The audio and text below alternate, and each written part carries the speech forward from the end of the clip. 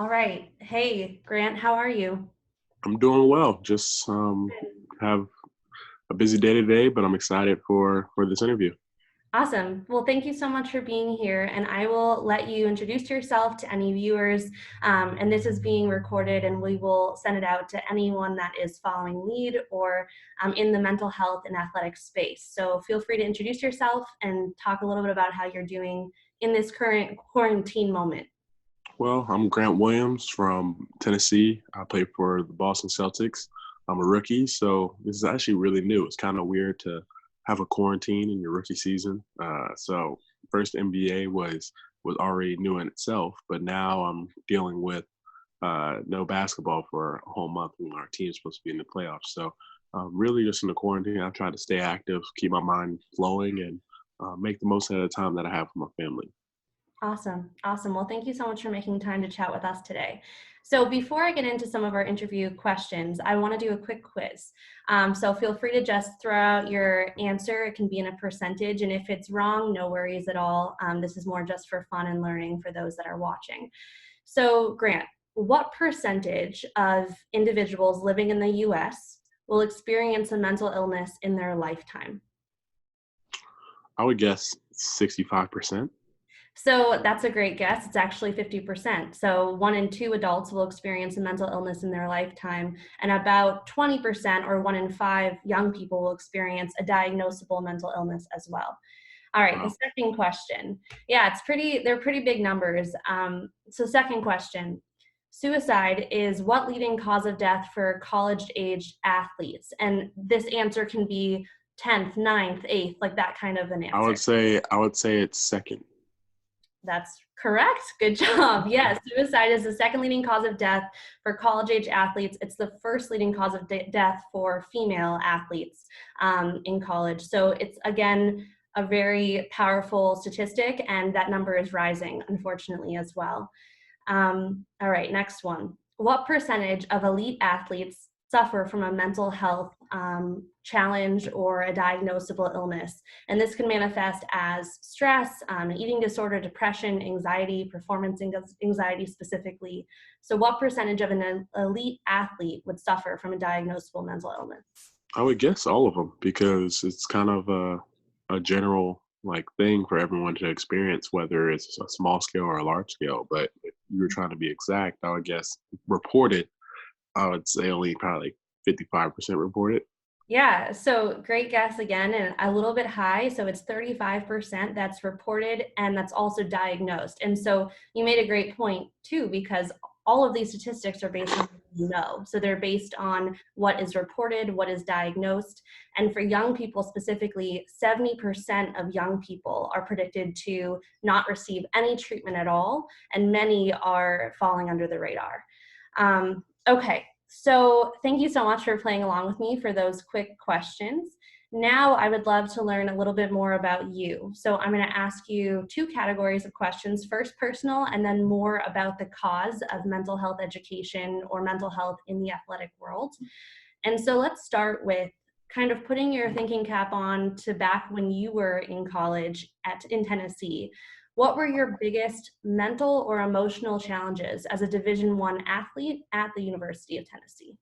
I think the biggest thing for myself really was maintaining a level head. So I'd say stress and somewhat anxiety back in college, just because you feel like there's a lot of things that you're weighing in the balance. Your school, in terms of graduating, you have the basketball performance as well as the basketball relationships that you make. So I feel like those were the two bigger things that I deal with in college, but I felt like I managed them really well. But there's others that may not. So I think there's many ways where we can improve in that as a society.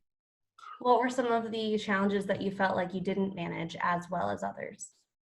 I think that there will be times where instead of speaking up or talking to somebody, I would isolate, and that's something that it's not really great, but it's how I manage situations. And I wasn't huge on conflict, but I was a person that really enjoyed um, like tried to love myself, and how I did that was trying to focus on myself. And I feel like that's the um, thing that I used that maybe I struggled with, but now I look at it and I say that I kind of could have done better. All right, awesome. Well, that's great self-awareness as well. So thank you for sharing that. Now I'd like to ask you, how did in college or currently while on the Celtics, how did or does your mental health affect your performance as an athlete? So specifically related to performance, focus, all of that great stuff. Honestly, I think that when you're an athlete and you're dealing with stress, anxiety, depression, these can trickle down to on the court action. Whether it's through, if you're anxious at home and you're going through something, you might be less conscious on the court to be more aggressive, and you might be kind of hesitant and lacking when you get there. And then the stress can be overwhelming. And then adding the athletic piece to the part, you might end up doing something that you may not should have, or saying something you may not to your coach or to another player or staff. So I think that they all are affected in one way or the other, and the best way that you can resolve that is by taking care of yourself and folks and being mindful of yourself, and always being aware that um, there's something that you need to improve on. And that's kind of how I approach life in terms of mental health and um, understanding. Awesome. And can you recall a game or practice or an experience as an athlete that you think that you didn't perform as well because your mental health was suffering in that moment? Um, there's definitely been times where you can go through a certain spell in your life. I remember there was a time where things weren't great at home, especially in high school and college. So like I was definitely weighing on my head, and then there was times where I would disconnect and I wouldn't be performing well. I would go on 4 or 5 game stretch where I wasn't playing well, and some people may think it's a stretch from shooting, and some people will believe that it's because of what was happening in those weeks.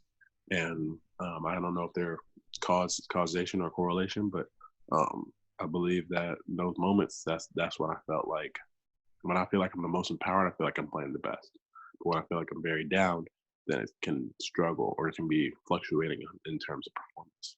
Yeah, no, awesome. And how did the team culture or your support within the team help you in those moments? So maybe a coach that was really a strong source of support for you, or family members or other teammates. How did that kind of support you during those rougher times? I think a lot of times, other like people can weigh on other people, but I was more so weighing on myself. I would focus on myself and um, tell myself things would get better, or tell myself how I could fix things. And I didn't really reach out an outlet to others. However, I feel like my coaching staff back at Tennessee really preached on mental toughness and fortitude. So that whether that was through running yourself dry and making so sure that you're able to perform, or by challenging you with things that you may not really want to be challenged with. So I feel like they prepared me in different type of ways. Like they may not have been the consoling, talk to me coaches, but they were the demanding and and aggressive coaches that keep you focused and on the line. Yeah, great. Thank you. And today, as a power forward on the Celtics, what are you doing on a daily basis to proactively promote your mental health? And you can answer this either in normal season or in quarantine life, but what do you do proactively to keep your mental health at a good state?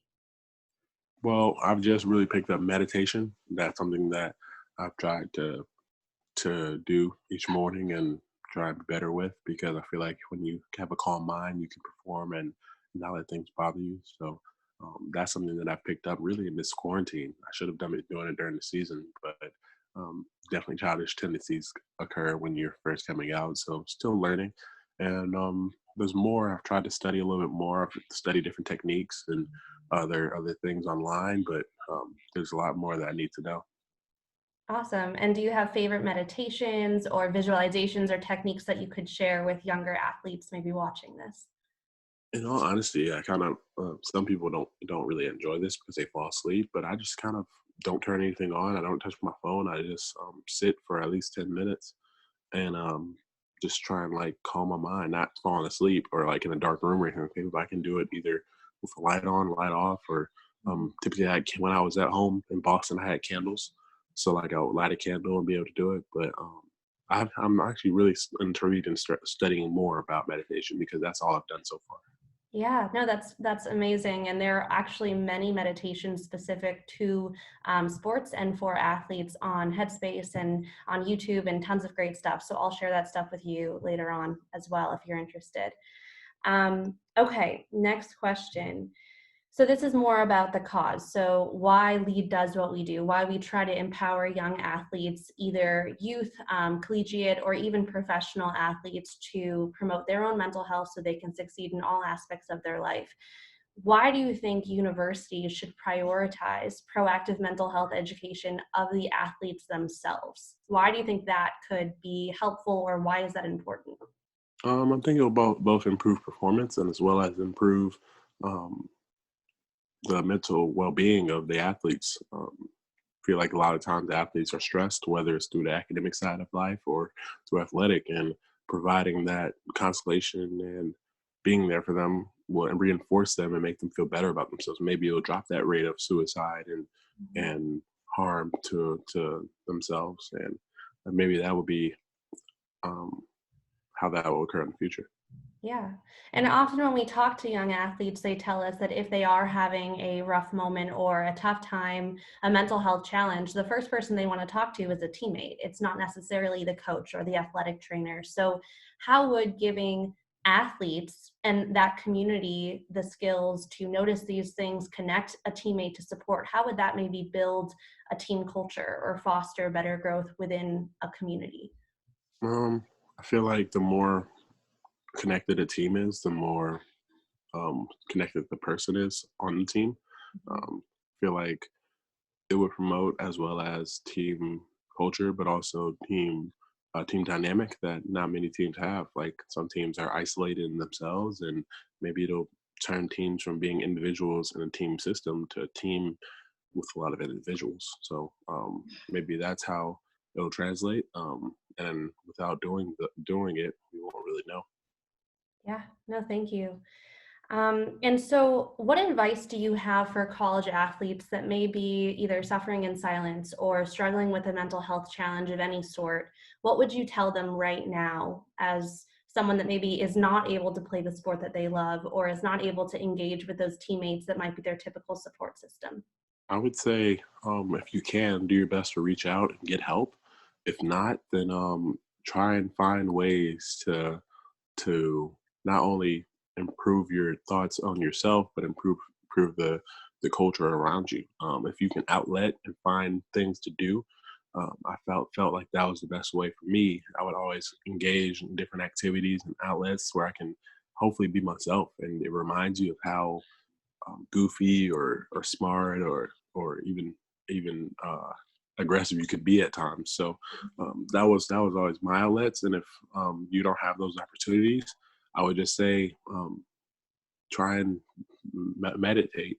Um, I wouldn't think that meditation, understanding yourself and finding yourself will truly determine your success in the future. Okay, awesome. And final question, do you have any role models in the sports world that are promoting mental health publicly or that are being very honest and authentic about their experiences with mental illness? I would definitely say that I might not have a role model, but I definitely have people that I truly respect. And in those are DeMar DeRozan and Kevin Love, the two that really led the movement and um, have really been active about mental health and promoting it, as well as even Royce White, a person who um, in the league came in, and I remember reading his story and seeing how he is so aware of himself and understands his mental health issue. I kind of realized that those are three powerful men and people that I really respect. Awesome. Well, thank you so much. I really, really appreciate your time, and I'm sure many athletes watching appreciate your insight as someone new to the professional league and someone that is killing it in many aspects of their life. So, thank you so much, Grant, and let us know if we can support you in any way moving forward. I will. Thank you so much.